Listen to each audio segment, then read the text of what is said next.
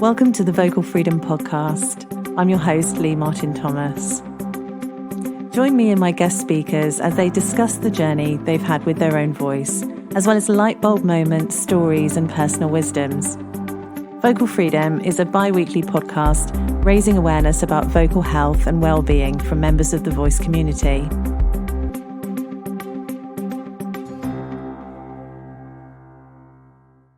So my guest this week is the beautiful Tara Wilcox, who is joining me from her Colchester home, right?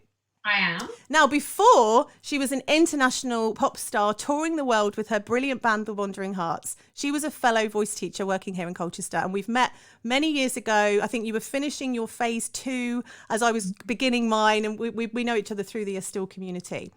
But so Tara's a teacher who also is now a professional voice user singer out there doing it, living the lifestyle. And the last couple of years have been an explosion of success and fortitude and everything that you've been working on with your band. So why don't you start by telling us a bit about that? What's your journey been like since, 2017 that this all kicked off?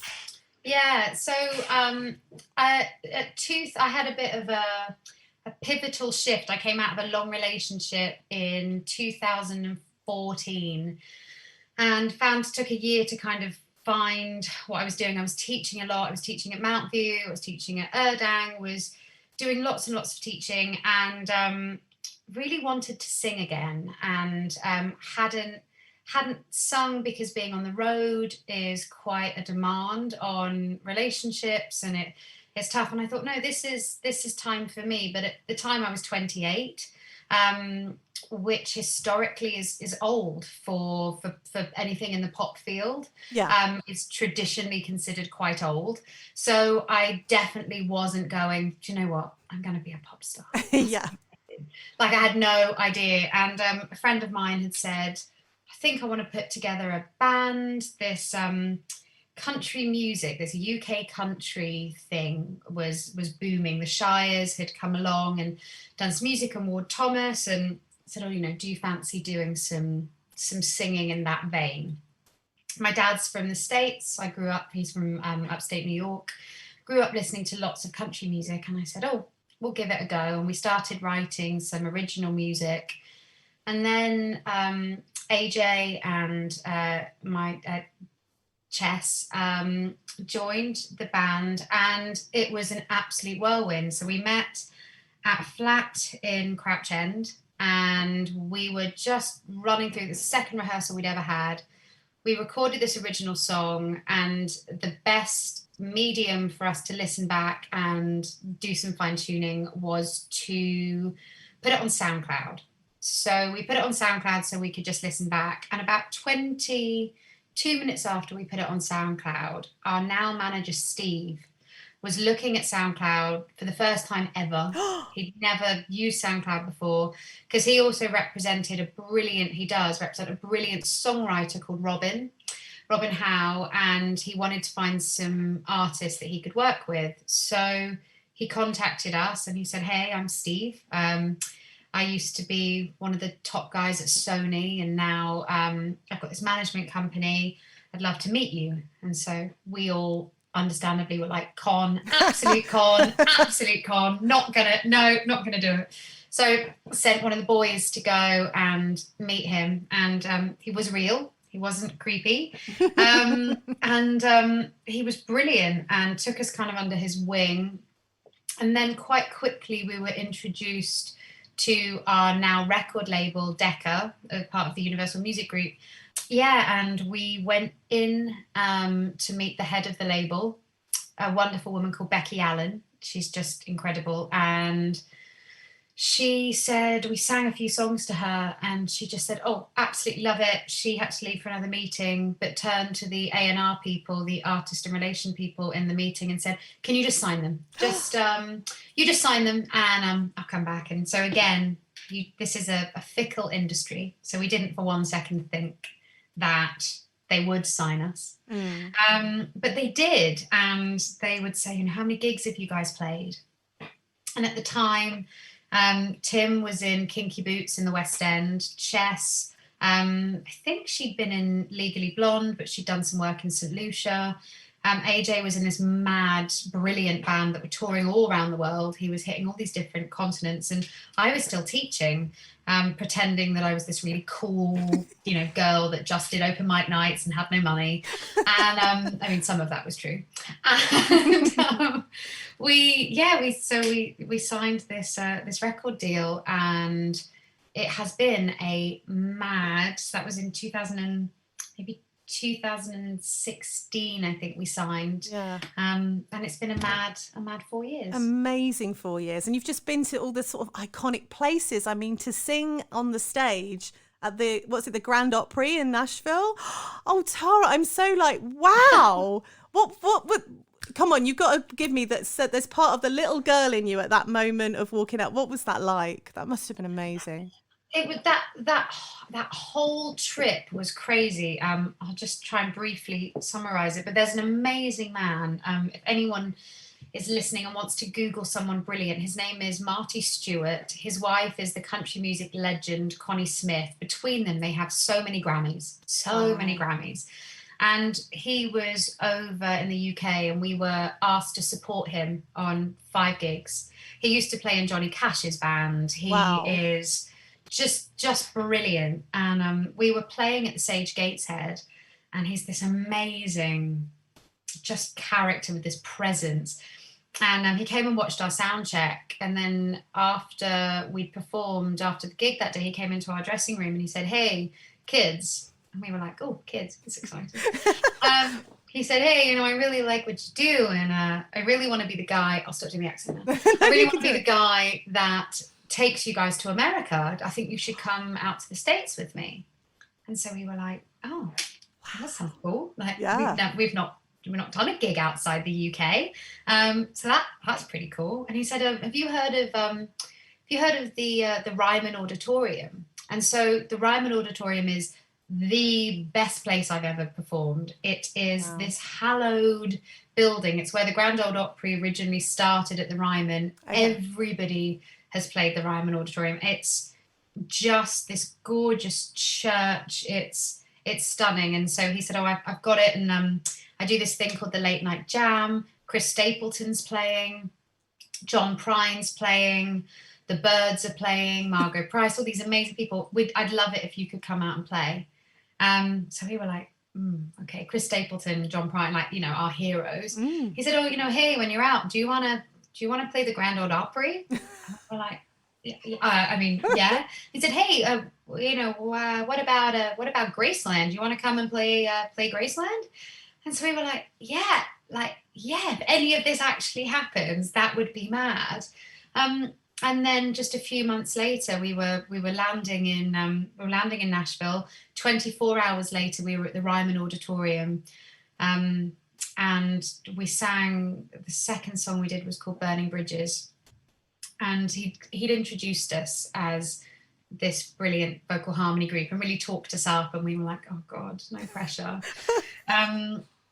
And we sang this song, and it was just, when you just, I'm sure lots of people relate to this when they're performing, but you're singing and everything kind of goes fuzzy. You're so in it. And I think I kind of feel like I woke up towards the end of the song, and I was like, we're really here in this sold out, amazing auditorium. And then just as we finished, there was like pin drop silence. And somebody just went, "Wow." And everybody stood up. We had this mad standing ovation. Oh my gosh, what a moment.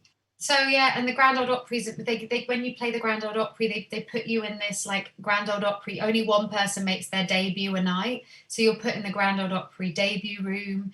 You write a plaque that gets put into the building that forever has your name and the date. And it's, as much as I wouldn't say we're a typically country band, we have been so welcomed and looked after in that community. It's really special. So yeah, thank you for giving me the opportunity to talk that through, because I actually, sometimes I think I dreamt it. Yeah, no, it's wonderful. I mean, it really is. It's just, I think it's also really inspiring that you didn't stop yourself at 28. That even though there was a sense of, oh, I'm old in the industry now, because you expect these things to happen to 18-year-old girls, you stand testament that it's never too late. You absolutely follow your dream, and you can get there at any age, really. I mean, it does happen at any age as well, doesn't it? Yeah, I mean, it really does. It's just, I think it's just about, I guess we were really lucky to, we didn't set out to make a type of music that wasn't tactical in that respect. But if I'd have decided I wanted to be a Zara Larsson type, that would have been a lot harder. I think, with Americana, it's much more forgiving with age. And I think with age, you have experience. Absolutely. And you do have, I think in the storytelling, not that we don't have incredibly gifted songwriters of all ages, but I don't know whether I would have. I'm so grateful it happened to me at the age that it did. The demands that have been put on me, the experiences, some of the things that I've been exposed to and have been able to know how to handle is something that I think as an 18-year-old, 19-year-old would have been a lot harder. So for me, I'm so grateful that it did happen as it happened. Yes, that's absolutely true. Yeah, no, absolutely. I mean, you take obviously all of your previous experience with you wherever we go. And one of the driving factors of my whole thing about the Vocal Freedom podcast is that our voice is one of the constants throughout our lives. We're born with it. It travels the whole journey with us. Relationships come and go, homes come and go, jobs come and go, but our voices stay with us. So I'm going to get a little philosophical with my next question and ask you, what does your voice mean to you? I think the relationship that I've had with my voice may be similar to lots of people's, but it has been a complicated journey. The first thing you learn to do, as a baby, is you learn to communicate, and I was always encouraged to make sound. I'm so lucky, and I'm so grateful to my parents. I don't have children, but if and when I have them, I will encourage them to make sound and be proud, and because there's so much emotion tied up into the voice. When we're sad, you can hear it in the voice, with all of these different things. So, but I remember hearing myself, and I'm sure you relate to this, Lee, but I remember hearing myself back for the first time, recorded, and being like, oh my God, no, it's awful. It's horrible. It's awful. And of course it wasn't awful and horrible, but it wasn't how I thought I sounded. And so now when I hear myself back, people say, well, do you like your voice now when you hear it back? And I can honestly say, no, I don't listen back and go, do you know what? That's a great voice. I don't. But I can listen far more objectively now and go, that's what Tara sounds like when she sings. Yeah. And it's not, that still isn't how I hear my voice in my head. Yeah. But I'm aware of what she sounds like, and I can be, and that helps me be a little bit more discerning. So if a producer is saying to me, I have quite a lot of tone in my voice, so quite a lot of contact.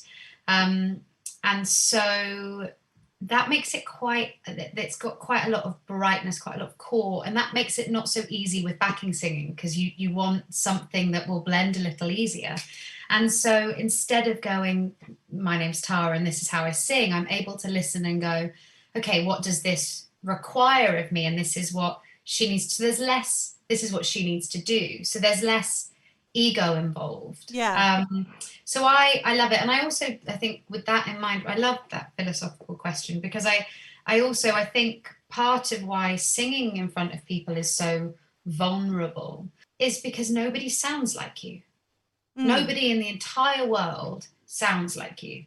So you singing in front of somebody for the first time, to me, is akin to standing naked in front of somebody for the first time. Nobody looks like you.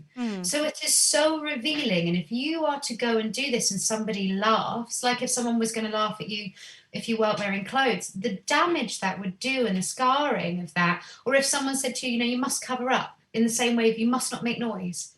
So we have to encourage people to make noise, to play. And that's something, I was so fearful of making mistakes when I was younger. I was so fearful of being bad or singing something wrong. And I have it with, if I do any teaching now, people, they don't want to do something, and I go, please get it wrong. Because if you get it wrong, I can try and help. Absolutely. But if you keep being scared to do it, you leave me with nothing other than, come on. Yeah.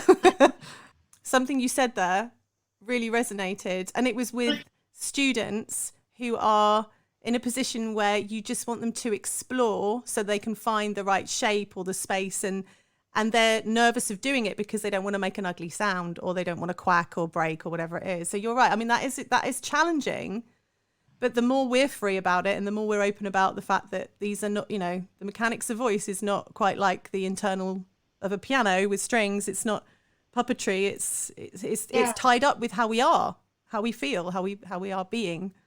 I totally agree, and I think it's really interesting. It's why not that we'll talk too much about the Estel model, but I do love not talking about things.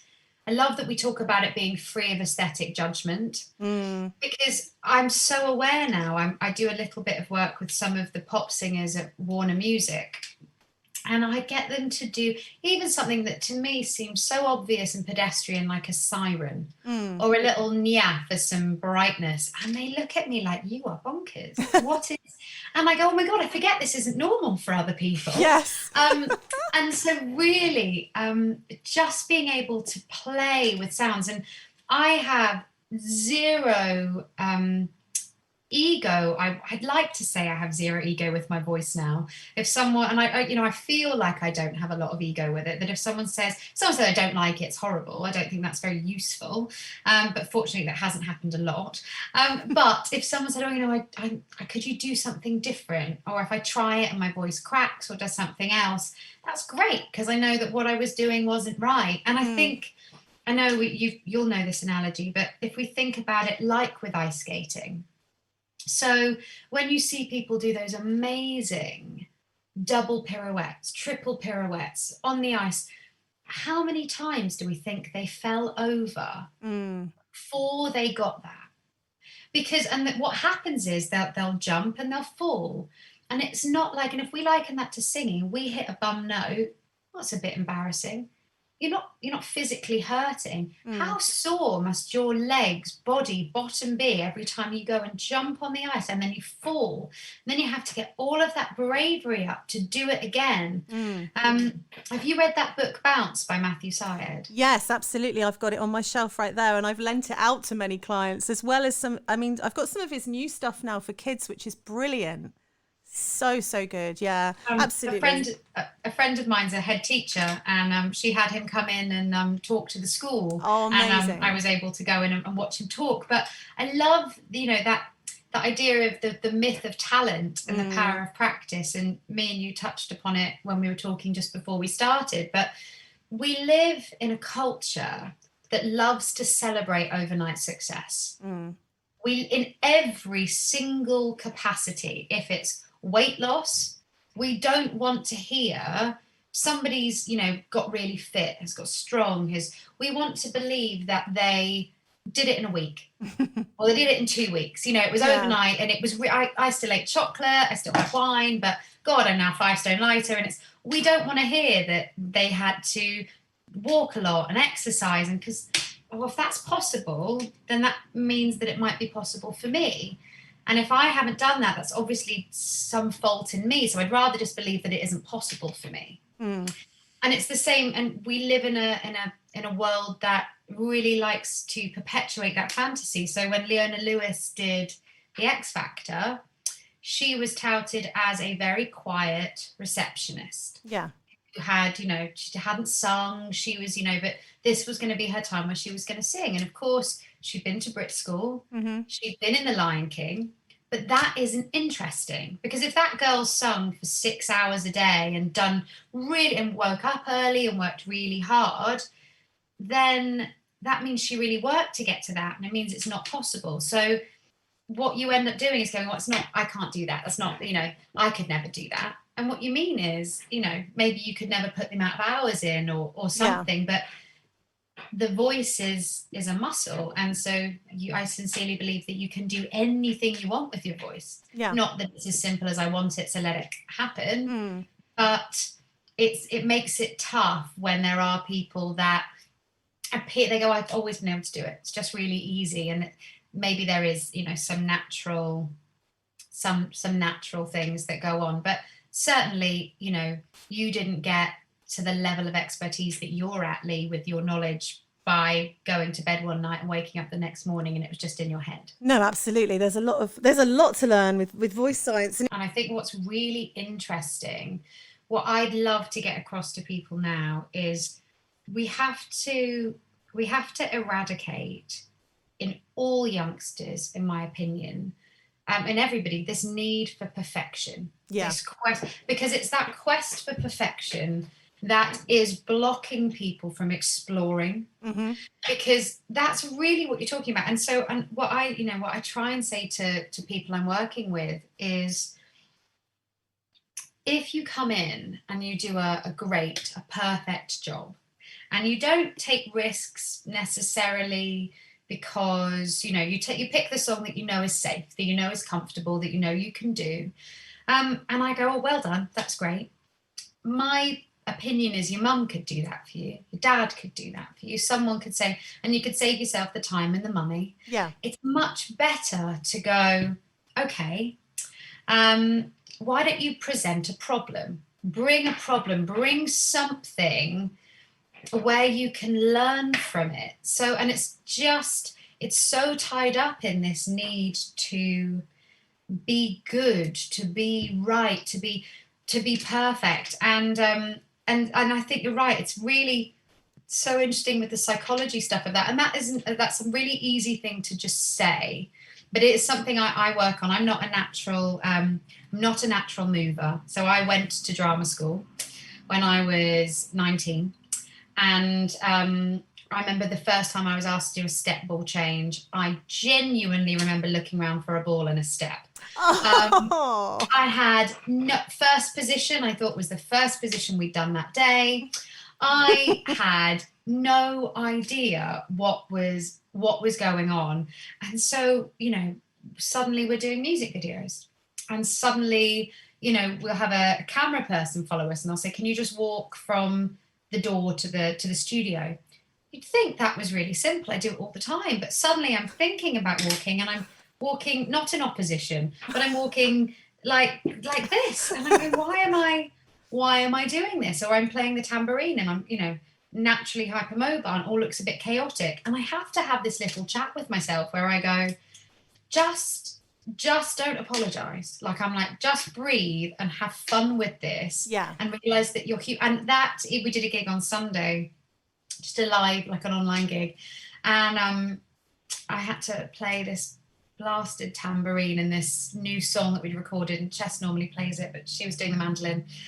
And I just remember going, like, no one else can do this. You're the only person that has a spare hand. It's just banging a tambourine. No one's even listening. No one even cares. Yeah. Like, you can do this. And making sure that I didn't apologize for myself. And that is a continued, I'm 34 now, and that is a continued battle that I have. Just a little, be kind, breathe, be kind. And I try and make environments as safe as I can for students I work with. So I'll make some really awful sounds, some loud plane changes, so that you know that's you know, that's the worst it's going to be. But of course, that sound, though, the sounds that everyone's so scared of, they're not bad sounds to me. They're not bad sounds to you. No. We're not like, oh, please don't make.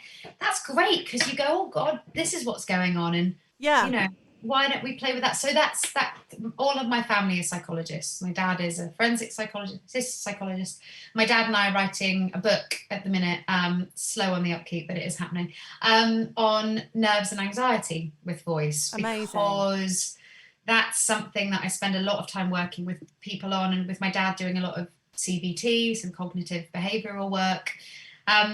It's really interesting, and I think for a different time and a different podcast, I think it would be really interesting to explore your thoughts a little bit more on the psychology and that interplay between understanding what's happening technically, but that if you just understand the technical side of it, where's the artistry? Where's the application? Yeah, absolutely. Yeah, I mean, I'm very much, obviously working with a lot of musical theatre kids, you've got to do a lot more sort of building a character work and finding the story that the character's telling and what the emotions they're going through, and then applying that. So I think it just depends how you work with people and how you coach. But I had a theatrical upbringing as well, so that I always come from the side of actor singer, I think, rather than singer actor. Even if it's a pop song, it's still, do you know what I mean? It doesn't matter what it is. It doesn't have to be from a musical for you to have considered what story that song is telling.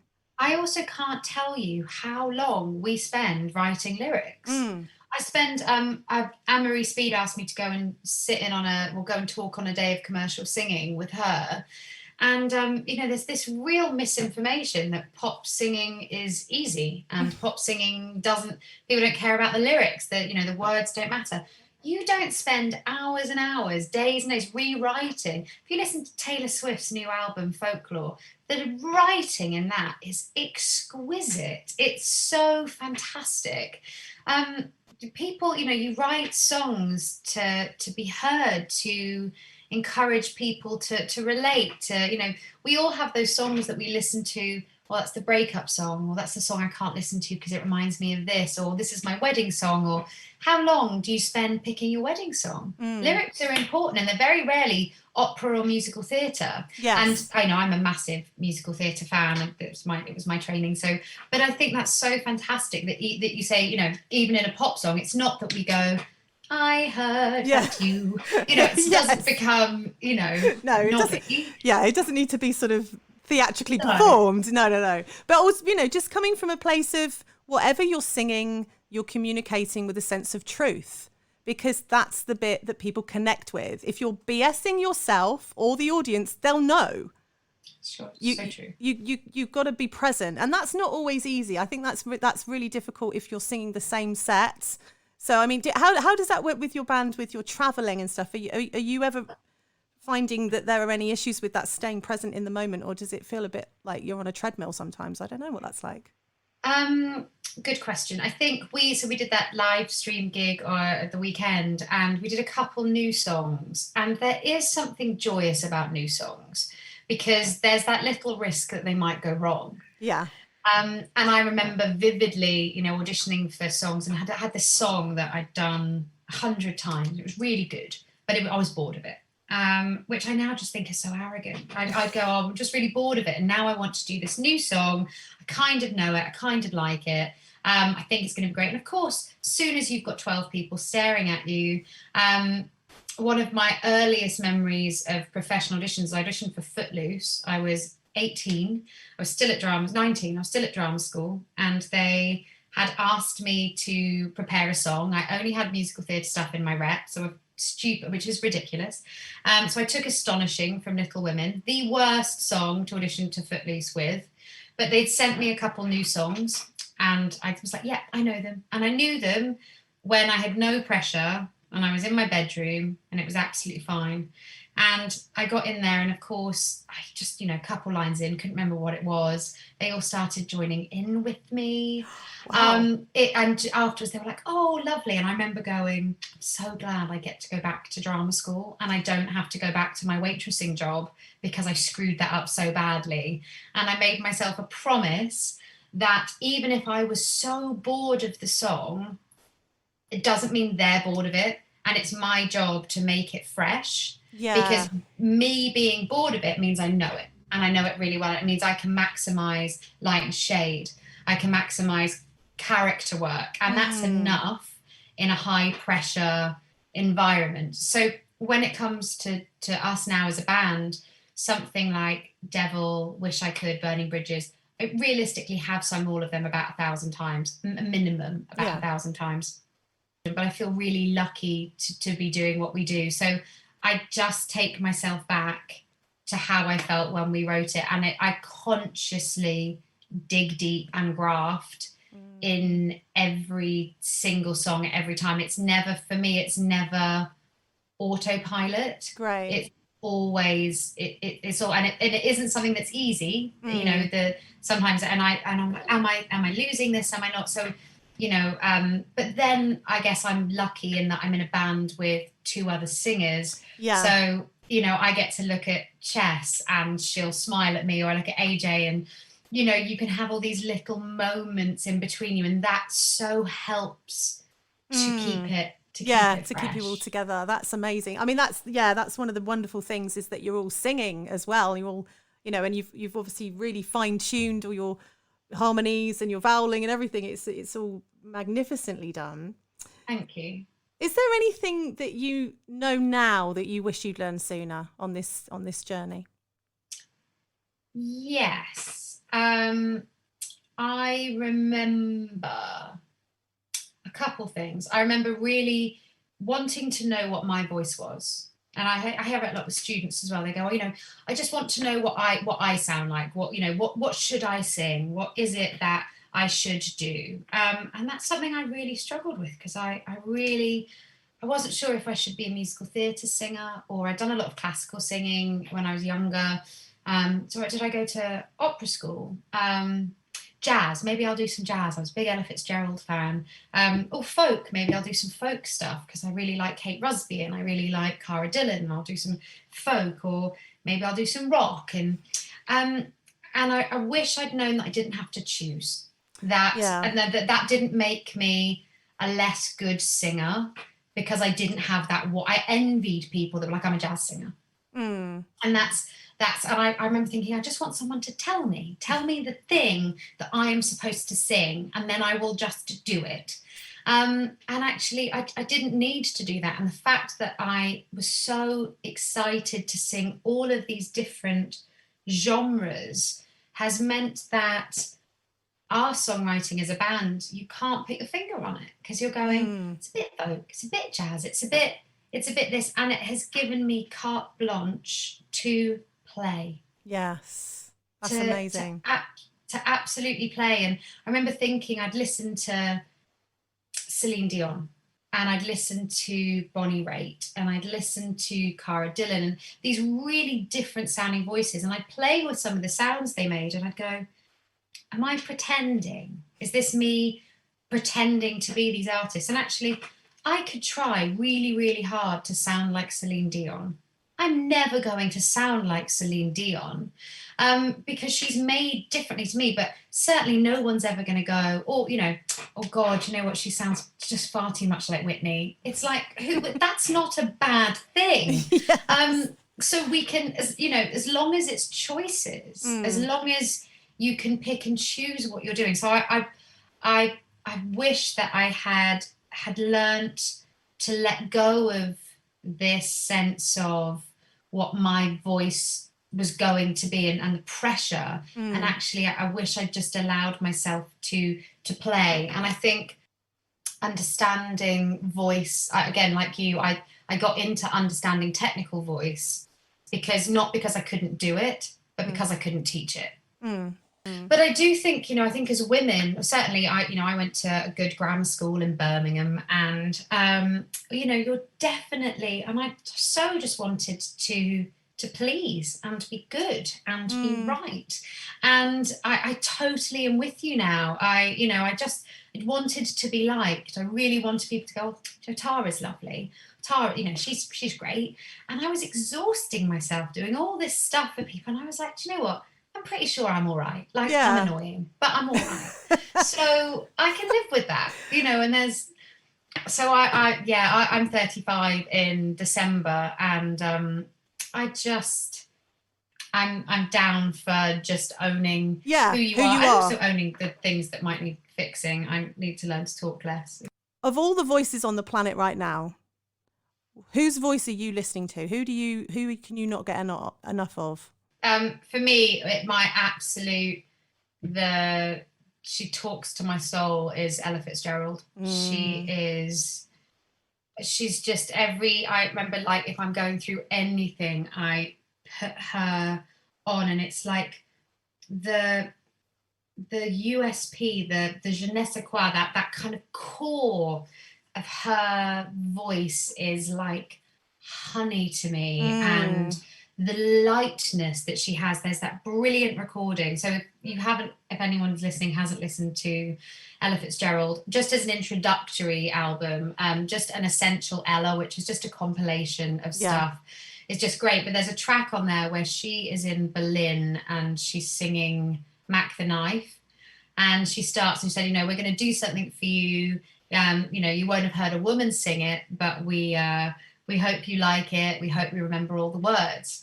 And she goes into it and you have this, you know, rapturous applause and she's fantastic. And then all of a sudden you hear her go like, oh, Sunday morning. And she absolutely, but she does it with such aplomb, such lightness. And then she said, you know, she goes into this bit, said, oh, what's the next chorus to this song now? It's the one now, I don't know. But it was a swinging tune and it was a hit tune. And we tried to do Mac the Knife. Yeah. And she does all these scats and it's the fun that is so present in what she's doing and the lightness and the depth. It is a voice that is so inconsistent in the best possible way. I don't get bored of it. I just, you know, there's so many singers I adore, but after, you know, just on tone wise, not lyrically, after a while you've heard what their voice is going to give you emotionally. And for her, every song takes me on a different journey. And yeah, she's just my absolute favorite. Yeah, no, that's wonderful. I'm so with you on that. And I have that album as well. And I often in the morning just play the opening bars to Blue Skies because she does this beautiful riff and it just moves everything up and down. And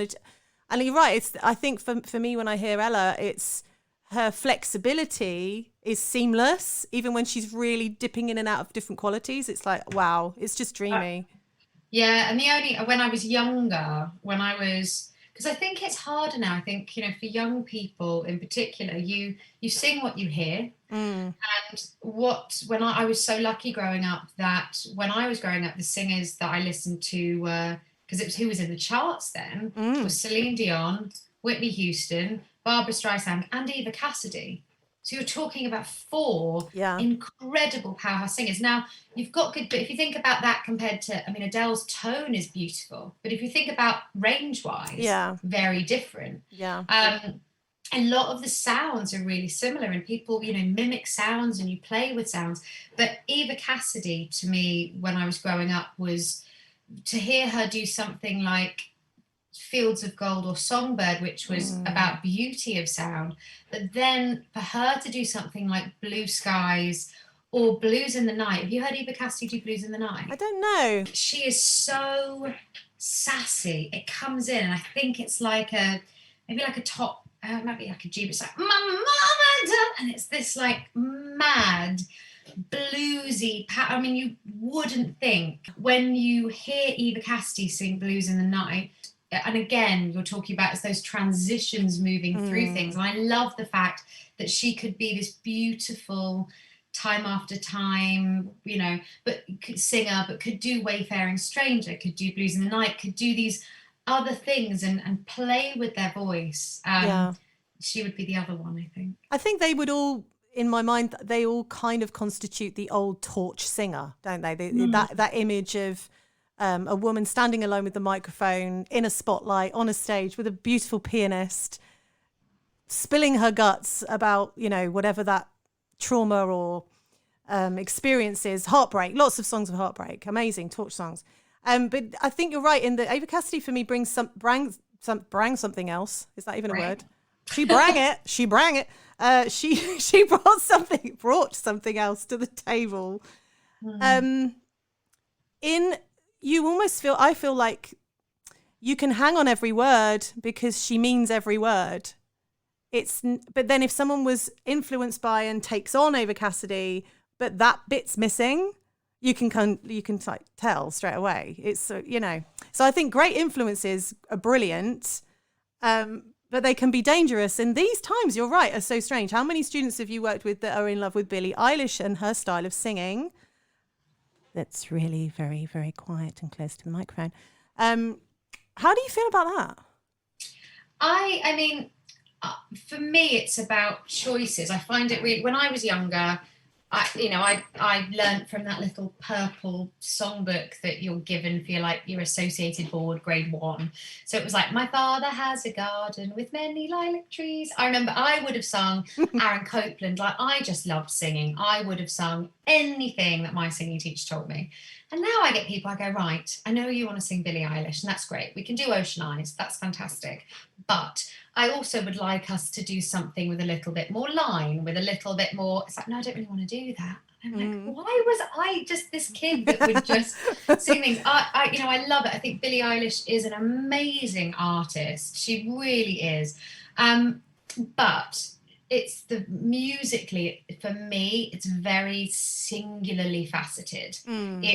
I think lyrically it's fantastic. Production wise, it's fantastic. And I think her voice is gorgeous, but it just does one thing for me. Yeah. And the problem is there was, I really like Gabrielle Aplin. I think Gabrielle Aplin's fantastic.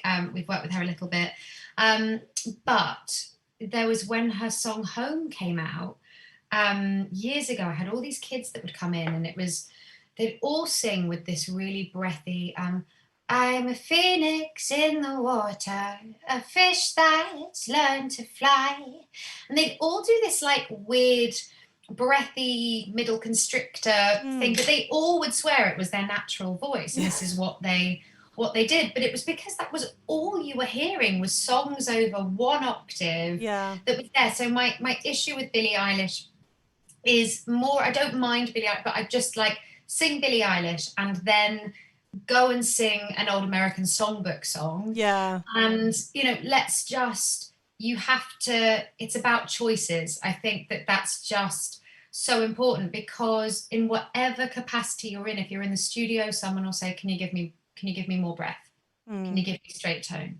Can you give me less breath? It's the same in opera. It's the same in musical theatre. We have to be able to deliver what someone's asking us, and they might not have the words. They might not be able to say, well, can you give me some more tilt? It doesn't matter. We need to be able to listen to what they're saying and go, okay, so this is what you need from me. And if you only sing Billie Eilish like Billie Eilish, that's great, but that's all you can do. Absolutely. And there's already a Billie Eilish. Yes. So you're not going to you're not going to be original anyway. Yeah, I mean, absolutely. I liken it a bit to like if you go to a tennis coach for some tennis lessons and you only work on your serve, then you're not going to be an amazing tennis player. So I think with different styles, I very much encourage all my kids to work on different things so that they are building different habits for different styles. Something I read the other day about most elite sports people, so elite tennis players, are also almost equally good or elite level at another sport. So your great tennis players are usually pretty good golfers or pretty good squash players or pretty good badminton players. Yeah. And, in my experience, people that are I've got lots of friends that have been in Les Mis, but they'll make sure that they sing Rock of Ages or Carousel. Yes. And the people that are in Carousel make sure that they sing Rock of Ages, and so that you don't get too stuck in one position. So that's kind of exactly the same as what you're saying about with the tennis player. You also, and for me as a singing teacher, when I've got that hat on, I don't want people to go, oh, she's had lessons with Tara. You don't want it to look like you've put your special thing on them where they all look the same way and do the same thing. It's about giving people choices, and then they get to play with the artistry of that, of how do I want to deliver that, and what do I want to do. Absolutely. So we've had a little bit about your journey so far with your voice and your experience with your band at the moment. So what's next? What's happening with you with where we're at with this pandemic? Are you chilling for a bit more over the summer? Are you going to be doing some more online gigs we can come watch? Yes, there will be some more online gigs, and then we're going to have a few, not been announced yet, but we're going to be doing some outside gigs, I think. Oh, amazing. Which will be great to have something to do and to kind of look forward to. So, but I think this year is going to be pretty quiet on the gig front, but I think I spent more of last year away from home than at home. I think we spent at least 6 months in the States. We were away for so much of last year. Yeah. So it's nice to be back. So I'm doing some writing. I've got 2 dogs. So it's actually just, I'm really loving, you know, making the most of this time at home. And also it's kind of good. I've been gone back to doing a little teaching. I worked teaching on one of the courses we would have done years ago, the level the level 1 and 2. Yeah. And God, it was good to go, oh, right, I need to go back. And so I had to kind of rack my tiny go brain back over your figures. Go back over the figures. I mean, I barely do them now, right? So it's just, yeah. And so I was like, and then to go and do some like advanced teaching. So it's been great. So I've been doing a little bit more teaching, and I'm going back to do some stuff just with the 3rd years at Mount View, just on repertoire stuff. More, I've just got my passion is the band. It's what I want to do, songwriting and writing. But from a pedagogy, from a singing, teaching perspective, I'm really passionate about really encouraging great commercial singing. I think I spend, particularly in musical theatre singers, it's something that we so need, but I just hear so many musical theatre singers singing pop songs like their musical theatre songs. Yeah. And I know really that you have these amazing sound reels from, you know, Mount View and, you know, Arts Ed and Erdang, and, you know, and it's just like, I heard that you, and I'm like, please. So whilst I've got time, I'm just trying to work with anybody that will listen to me, just to let me just do half an hour on your pop song. Yeah, absolutely. And make the most of that, because I won't be doing any, fingers crossed, if we can clear up COVID. I'm going to enjoy the downtime and then have no time off next year and just play and sing as much as we can, because I miss it. Yes, of course you do. I mean, you must do. I think that, I mean, I'm in a different position, because I was working in a function band for 10 years and gigging, gigging most weekends for a long time. But then it became a treadmill for me. Do you know what I mean? I mean, we had a rep of like 300 songs. We had a big across all sorts of genres, because again, a bit like you, I didn't want to be boxed into just doing one thing, and I also didn't really know what I was supposed to be doing. So because the fact that I could do all these different things, we would throw in a show tune or some jazz or some pop or some Bruno Mars or whatever it was. So I did lots of versatile singing, and it was great. My instrument was healthy, it was great, but the job got a bit samey, I suppose. And then we had a little bit of a split in the band. So, you know, won't go into that, but, you know, we had a little bit of a split in the band. We had somebody leave and somebody else come in, and it wasn't the same. It wasn't the same feeling. And it was nothing against the new member. I actually really like the new member a lot. But I basically said to them, I think I'm going to take 6 months off. This was because we were coming to the end of 2016. I was like, I'm going to take maybe 6 months off next year and just focus on my teaching and just see if I miss the stage at all. And 2 months in, because also my husband Gethin, I think you've met Gethin, he does do our photography and our sound for the band as well. And 2 months in, I sort of looked at him and I went, "Are you missing it? Are you missing going out every Friday, Saturday night? How are you feeling?" And he was like, "No, not really." And I was like, "Neither am I. I didn't miss it. I really liked that we were home at the weekends." And I don't know. I kind of lost the bug for performing. I think that was interesting when lockdown happened. I think because I had taught the whole time, you know, I hadn't sung for so many years. All through my 20s, I hadn't sung. And then at 28, had permission to sing again, you know, got out of that toxic environment. And I was like, okay, I'm going to give myself a chance to sing. I've lost all these years. I'm going to do that. And then it all happened so quickly that I was really scared that when lockdown happened, I thought, oh, am I going to fall back into liking being at home, because I've been away so much. Like, you know, my fiance and I, we've never had so much time together. I thought, oh God, I hope we don't break up. You know, we've never had so much time. And I miss like an aching limb gigging. And that was such a lovely realization, because I genuinely didn't know if I would. You know, I didn't sing at all, like no singing in front of people for pretty much 7 years, but I taught so much. The most I was teaching 60 hours a week, Wow. which is just mental. But my voice was so robust, and now it means, touch wood, I haven't lost my voice once. I haven't cancelled a gig once, and we are burning the candle at both ends. Let's put that. Yeah. That being on the road isn't an easy thing. And what you just said about burning the candle at both ends is how I imagine it must be when you've got to fly from one place to another and then be ready and sound check and go. Have you found any, obviously you've got a robust instrument and thankfully no issues, but have you seen anything, witnessed anything where, you think people do need to sort of dial it down when they're touring? Or for me, it's it's the sleep that's so tough. We fly through Chicago a lot, and flights are always getting cancelled. And so, once we had to, I think, drive. We finished a gig, had to drive to Sioux City. It was like 3 hours away. We had 2 hours sleep straight into a gig, straight into it was relentless. Again, I'm so lucky to be in a band with other people, because we have an amazing bass player called Lee with us. We are super positive people, like annoyingly positive, and we really, bring each other up. The hard thing is it's so challenging to decompress.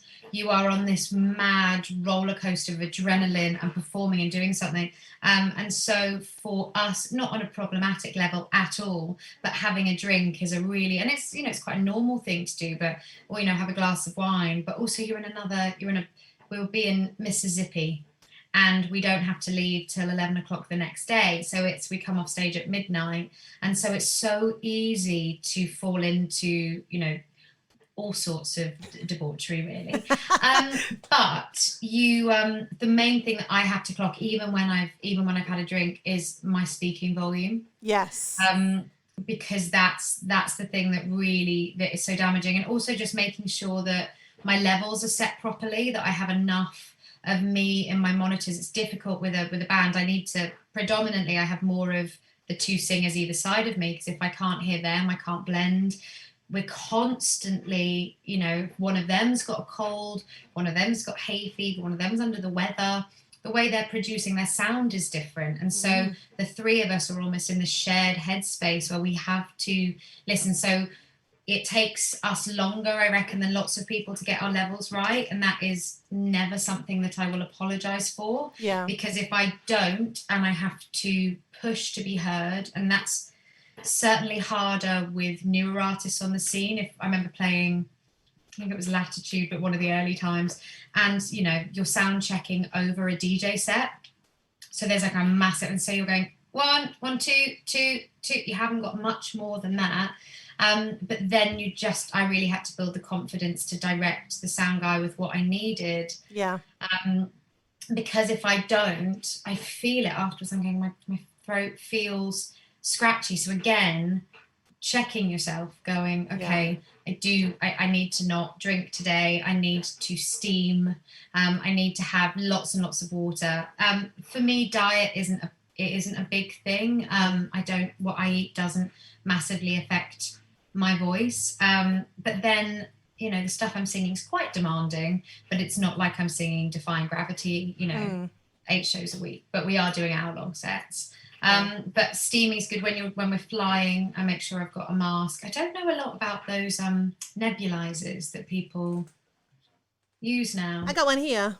Yeah, what do you think of them? Actually, this really helps me this time of year because I have hay fever, but if I take my antihistamine, it's too drying. Yeah. So I use this to counteract it.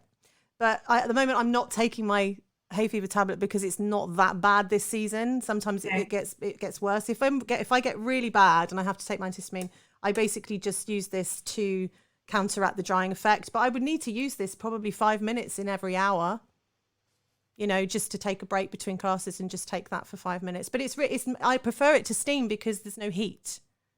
Okay. So when it discharges, it's just vapor, and it's I do notice the difference straight away. Literally within two minutes of that, I just go, oh yeah, and I just feel. Well, you just feel like the engine oil is just looser. It just feels like the dryness is gone and there's more lubrication in the system. I'll have a look into that. And that's the only other thing is the one thing that we do make sure we do when we're on the road is we are pretty active. Yeah.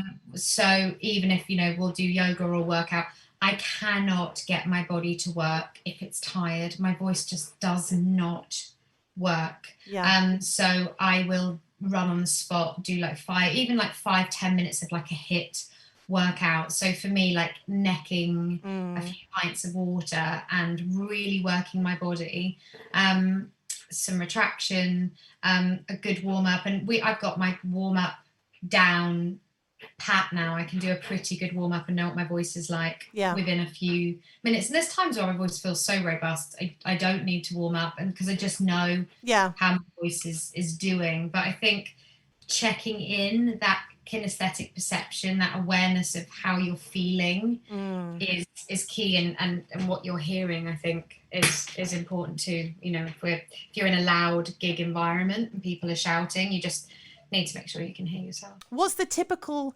busy day look like for you when you're on a busy schedule day? Like, so for somebody's like, I really want this lifestyle, I really want to do what Tara's done and go and tour the world with my band, what would a typical day be like? So it depends. I'll give you two answers because they're kind of interesting. So when an album's out, the day before your album comes out, you are in a studio from the early hours of the morning. So I'll get up at 5, you're in the studio at maybe 7, and you call in to maybe 30 different radio stations up and down the UK, and you are interviewed by so-and-so at Radio 2, so-and-so at BBC Essex, so-and-so at BBC Suffolk. And everybody says, oh my God, so your album's coming out. How does that feel?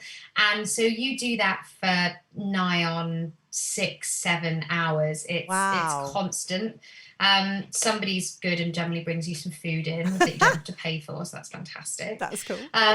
So you get some food, then you'll go and do a live radio show somewhere ahead of the next day, and then you'll probably drive up to a location before that next day you're signing in stores.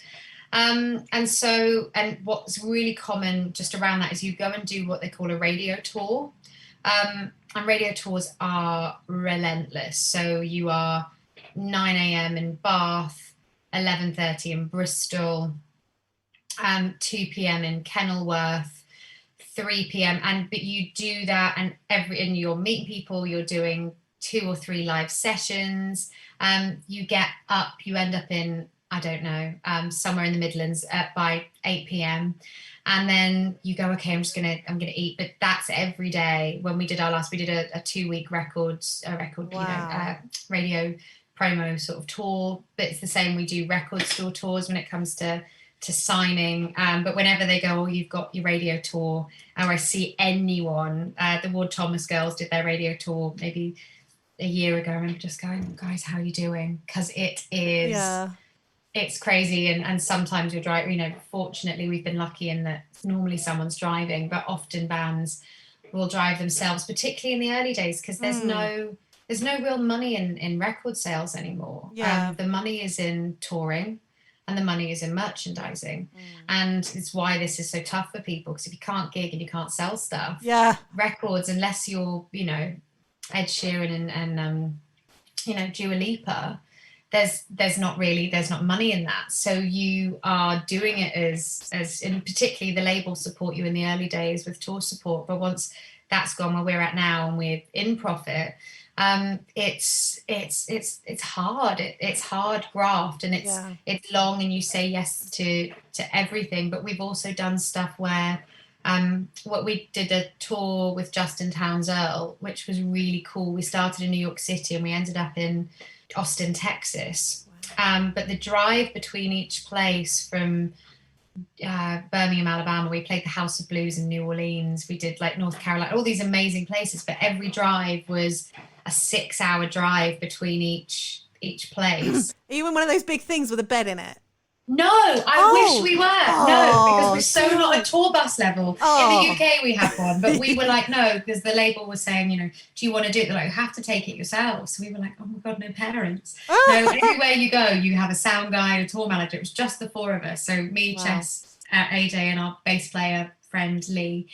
And So it was just a normal car with full of guitars and our suitcases for 3 weeks. And so you drive, but also we were one of the first people we'd have to be at the venue for 3 for our sound check, and then we would be on at 9 p.m. Because the gigs start so late, but then you'd end up leaving and do some of the drive, but that was every day. But because we were also trying to do stuff, we were taking festivals at the same point. So the best day was we flew to Hot Springs, and we landed. We played a gig that day. We played a gig the night before, played a festival that morning, played Hot Springs that evening, drove to the airport. We got to the airport at 2 a.m. Our flight was at 5 a.m. So there was no point in getting a hotel. So we all made a bed on the floor of this airport. Oh, wow. Erected some sort of makeshift tent with our coats, slept with our arms around our bags. But in the next breath, we'll be playing Hyde Park and opening for Tom Petty and Stevie Nicks, and there'll be 5-star hotels and Ray-Bans and beautiful cars and hair and makeup and £1,000 worth of clothes for that day. And the next day you're sleeping in an airport floor. So amazing. It is relentless. But when you have brilliant people around you, I'm so lucky. Yeah. I adore my band. We spend so much time together, and we are such great friends, and we love each other so much that it would be like going away with your best friends, and we don't, touch wood, we don't row. But it's mad. 60-hour weeks teaching singing, those times felt like a break. That would have felt like a break in comparison. Crikey, girl. Well, good for you. I mean, it's amazing. It is brilliant, but it's been 5 years of really a lot of compromise, but I wouldn't change it for anything. It is the best job in the world. It's such an amazing adventure, and I'm so grateful for you sharing it with us, because it's just for just anyone to get a bit of an insight into the reality of what it's like to be a touring artist, the graft that takes, and like you say, the people around you are so important. You don't want to choose to do this with somebody that you're not best mates with, right? I mean, that would just make it a whole lot harder. So, I'm very, I think it's a fantastic thing. So the new album, when is it coming out? When can I get a copy? The new album's good. I mean, it's hard to say that, but it's good. We have spent so long working on this. We went out to Woodstock, worked with Simon Felice, who did the Lumineers last couple albums. It's just amazing. So it was due to come out in August, but there's no point in putting an album out if you can't tour it for an artist, for a band like ours. So the album is out in February. You can pre-order it now. If anyone wants to know how to support bands, please pre-order our album. It's on amazing shiny coloured vinyl. Oh wow! It's gorgeous. We've got beautiful kind of merch and stuff, but there'll be some big gigs. The big main tour will be the end of next year. There's some really, really great venues that we are so excited that we will be headlining. So cool. I suppose my last question is what is vocal freedom to you? Vocal freedom to me is freedom to sound like myself and to have choices. So my voice being able to vary, to play. For me, vocal freedom is about play. It's about, getting rid of that little inner critic and finding the inner child and playing. Oh, I love that.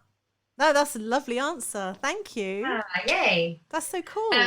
Well, thank you so much for having me on. I hope some of that was helpful. Thank you so much, and have a lovely rest of day, and I'll catch up with you soon. Thank you, Tara. Bye, darling. Bye. Thank you for joining me on the Vocal Freedom podcast. I hope you've enjoyed the episode, and we'll move into your day with a bit more vocal freedom, feeling that you can express using your voice and let the world hear what you have to say. Visit colchestervoiceacademy.com/podcast Sign up to be kept informed as new episodes are published and consider joining our online community. Membership to this will allow you to post questions to our guests, link you to show notes, social media links, and entitle you to exclusive offers from our guests. See you next time.